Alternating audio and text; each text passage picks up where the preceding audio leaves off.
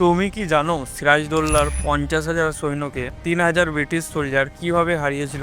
1757 সালের পলাশী যুদ্ধে যদি লর্ড ক্লাইভ হেরে যেত তাহলে 200 বছর ধরে ব্রিটিশ ভারতে শাসন করতে পারত। মির্জাফর সিংহাসনের লোভে কিভাবে ভারতের ভবিষ্যৎকে 360 ডিগ্রি পাল্টে দিয়েছিল, কি কি কারণে পলাশী যুদ্ধ হয়েছিল এবং ভারতের ইতিহাসে এর প্রভাব কী ছিল।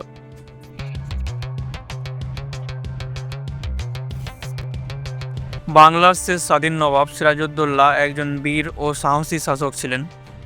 18th সেঞ্চুরির মাঝামাঝি সময়ে ব্রিটিশ ভারতে ঢুকে পড়েছিল এবং ব্রিটিশের নজরে পড়ে ভারতের সম্পদের ভাণ্ডার বাংলার উপর।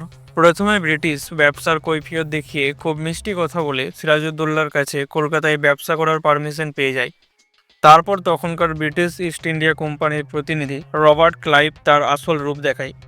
ব্রিটিশ নিজেদের সেনাবাহিনী ও মালপত্র রাখার জন্য সমগ্র ভারতে ফোর্ট বা দুর্গ তৈরি করছিল। এই ব্যাপারটা সিরাজউদ্দৌলার পছন্দ হয়নি। সিরাজ স্পষ্টভাবে ক্লাইভকে বাংলায় তার সেনাবাহিনীর জন্য ফোর্ট বানাতে মানা করেছিলেন, কিন্তু লর্ড ক্লাইভ সে কথা শোনেনি, কারণ ইস্ট ইন্ডিয়া কোম্পানির উদ্দেশ্যই ছিল ভারতে শাসন করা। সেনাবাহিনী মজুদ না করলে ব্রিটিশ কোনোদিন তাদের লক্ষ্যে পৌঁছাতে পারত না। তাই লর্ড ক্লাইভ কলকাতায় ফোর্ট উইলিয়াম তৈরি করে। তাই সিরাজউদ্দৌলা 20 জুন 1756 সালে ফোর্ট উইলিয়ামের উপর আক্রমণ করে। তিনি 146 জন ইংরেজ কর্মচারী ও সৈন্যদেরকে দুর্গের মধ্যে থাকা 18 ফুট লম্বা ও 14 ফুট চওড়া একটা ছোট ঘরে বন্ধ করে দেন। তার ফলে শ্বাসকষ্টে 123 জন মারা যায় ও বাকিরা অসুস্থ হয়ে পড়ে। লর্ড ক্লাইভের কানে যখন এই খবর পৌঁছায়, তখন সিরাজের বিরুদ্ধে যুদ্ধের জন্য ক্লাইভ প্রস্তুত হয়ে গেছিল। পলাশী যুদ্ধের আরেকটা কারণ হলো ব্রিটিশ ইস্ট ইন্ডিয়া কোম্পানির সিরাজ বিরোধী প্ল্যানিং। ফ্রেঞ্চ ইস্ট ইন্ডিয়া কোম্পানিও সেই সময় ভারতে প্রবেশ করেছিল। যেহেতু সিরাজের কথা মতো ব্রিটিশ চলছিল না, তাই সিরাজ ফ্রেঞ্চ কোম্পানিকে ব্যবসার ক্ষেত্রে অনেক সুযোগ সুবিধা দিয়ে দেয় এবং অনেক ক্ষেত্রে তাদের ট্যাক্সও মাফ করে দেয়। তারপর ইস্ট ইন্ডিয়া কোম্পানি ও বাংলার নবাবের মধ্যে প্রায় অশান্তি হতে থাকে। ব্রিটিশ আর সিরাজের মধ্যে লড়াইয়ের জন্য এই কারণগুলো যথেষ্ট ছিল। 23 জুন 1757 সাল বর্তমান নদিয়া জেলার পলাশীতে উত্তপ্ত মাঠে শুরু হয় দুই পক্ষের লড়াই। একদিকে ছিল সিরাজ ও ফ্রেঞ্চ ইস্ট ইন্ডিয়া কোম্পানির 50,000 সৈন্য। এই বিরাট সৈন্যদলের কমান্ডার ইন চিফ ছিল মির্জাফর। অন্যদিকে ইস্ট ইন্ডিয়া কোম্পানির লর্ড ক্লাইভের কাছে মাত্র 3,000 সৈন্য ছিল। ক্লাইভ এই নগণ্য সৈন্যের সাথেই কনফিডেন্ট ছিল যে ব্রিটিশ এই যুদ্ধে জিতে যাবে, কারণ ক্লাইভ প্রথমে ঘুষ দিয়ে ও পরে সিংহাসনের লোভ দেখিয়ে মির্জাফরকে আগেই নিজের টিমে সামিল করে নিয়েছিল।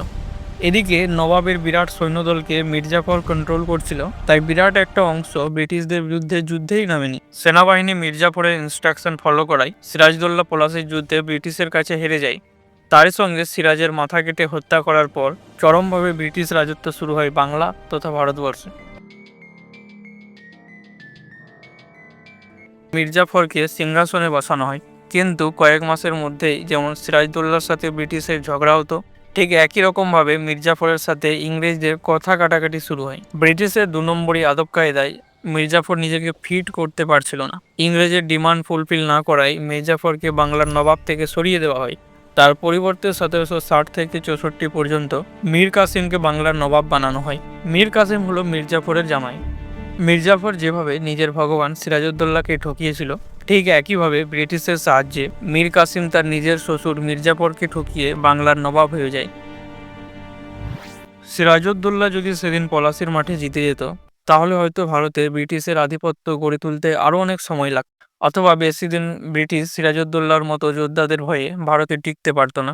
কিন্তু মির্জাফরের মতো কিছু খলনায়ক ভারতের পুরো ইতিহাসকে পাল্টে রেখে দিয়েছে।